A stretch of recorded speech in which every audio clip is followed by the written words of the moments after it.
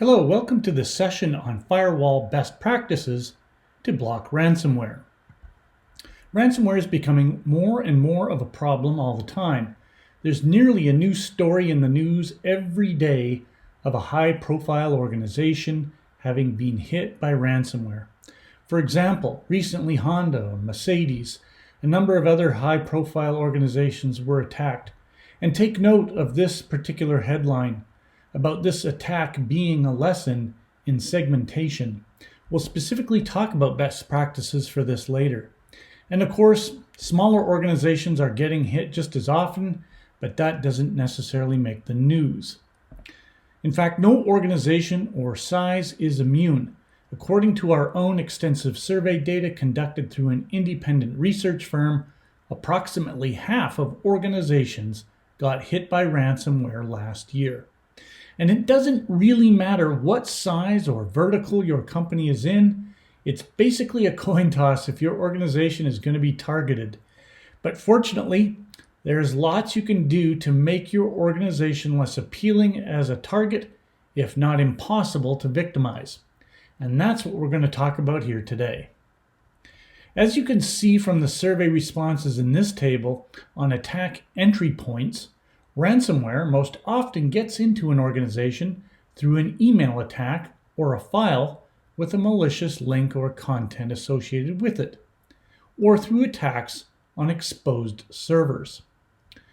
On one hand, this is actually pretty sad news because it means that 84% of ransomware attacks are completely preventable.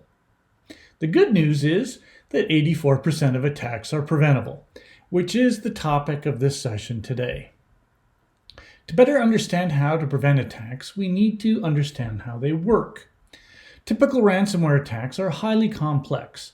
They often start with a spam or email containing a malicious attachment or a phishing attack. They may phish for credentials or use malware to steal some credentials, and then they will use those to escalate privileges to create a new admin account that will allow them better access and options to disable or bypass security. They can then move laterally around the network using RDP and other means that they can take advantage of, surveying the Active Directory, find data storage systems, of course delete any backups. Once the victim's safety net is out of the way, before finally releasing the ransomware payload, they will then encrypt the files and, of course, demand a huge ransom payment. So let's go through this in a bit more detail step by step. The first step is to get on your network. This can happen in a few ways, either by direct brute force hacking an exposed system or using a malicious file downloaded by a user in a spam email or a web download. This will get them a foothold. Or they can use a phishing attack to steal credentials and plant malware that way. The key objective is to get some credentials, either by getting them from a user directly, brute force guessing them, or through planting malware that can scrape credentials out of running systems. At some point in the attack, the hacker will assess the cybersecurity solutions in place and do what they can to disable them, perhaps even resorting to restarting a system in safe mode to ensure they remain undetected. After that, the main objective becomes one of the network reconnaissance activities, where they are probing the network, determining what systems are there on your network, using network scanning tools and exploits to identify systems including Active Directory and data storage solutions that they can then leverage. Then they will typically author automated tools that leverage network exploits and protocols like Remote Desktop Protocol or RDP or others to systematically gain access to every system on the network, as many as possible, effectively moving laterally and collecting all the sensitive data they can find, whether it's users, password data, files, credit card data, customer data, anything they think that they can sell or just use to threaten to disclose on the web. At that point, all that potentially useful data is, of course, exfiltrated out of your network to their cloud servers for later use. And if they find online backups, you can bet that they will be sure to destroy those, sabotage them, so you can't possibly recover from the upcoming ransomware attack and are forced to pay the ransom. At that point, they have everything they need to deploy the ransomware, which will quickly encrypt all the data on all systems on your network, essentially shutting down your business. So what can you do to minimize the risk of this happening to your organization? What are some network security best practices you can follow? Well, there are really 5 key best practices you should implement at the soonest opportunity that will greatly reduce the risk of your organization falling victim to a ransomware attack. First, ensure you have the best protection at every point. Then, reduce the surface area of attack by properly securing all open network ports, shutting them down where absolutely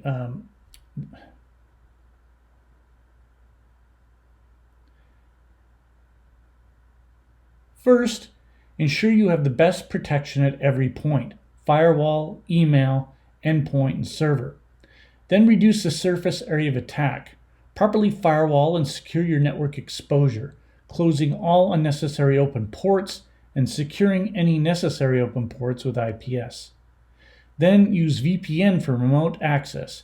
Only allow remote management and access of systems via VPN. Do not expose them through port forwarding and remote desktop protocol. Use multi-factor authentication and prevent lateral movement using some form of network segmentation, ideally deploying Sophos Synchronized security, but let's dive a bit deeper into lateral movement and network segmentation for a moment. When it comes to the spread of threats on the internal network, or LAN, or local area network, which is also called lateral movement, it's important to give the firewall a fighting chance of blocking it. Now, I'm sure the engineers in the audience probably already know this, but this illustration shows one network topology that is often used by especially smaller organizations that is not recommended for the best protection, since all endpoints are connected through a single switch fabric and able to talk to each other without the firewall inspecting any of that traffic. In this setup, the firewall can only see traffic flowing in or out of the network, so it can help prevent threats entering the network, but in this configuration, it cannot prevent threats spreading unhindered within the network. So what should you do? Well, that's why we and other industry experts recommend network segmentation as a best practice topology for deploying a firewall. Segment your local area networks into smaller, isolated zones or VLANs that are secured and connected together through the firewall. Then be sure to apply suitable IPS policies to rules governing the traffic traversing these segments to prevent exploits, worms, and hackers from moving between systems across different segments. Ensure your firewall offers flexible and easy segmentation tools like zones and VLANs to secure your LAN and reduce the risk of lateral movement. And of course, I wouldn't be doing my job if I didn't recommend that you look into the ultimate solution for microsegmentation, which is Sophos Synchronized Security, which we'll cover in a moment. Now, in addition to the 5 best practices I mentioned earlier, there are a few other best practices that are not directly related to your network or firewall security necessarily, but are still very important. Patch early and often.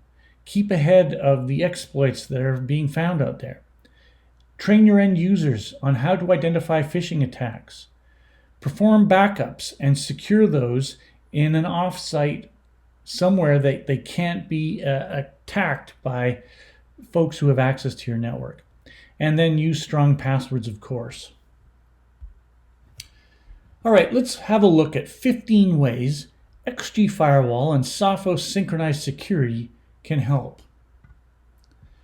Sophos recognizes the challenges with ransomware, and we have been investing heavily across our entire product portfolio in anti-ransomware protection solutions for the last several years. So it's not surprising, I hope, that XG Firewall offers the best ransomware protection out of all the firewalls out there on the market, which is really thanks to all of the things you see here. We really do have the best ransomware protection with machine learning and sandboxing analysis and IPS that can block even previously unseen, brand new zero-day ransomware attacks.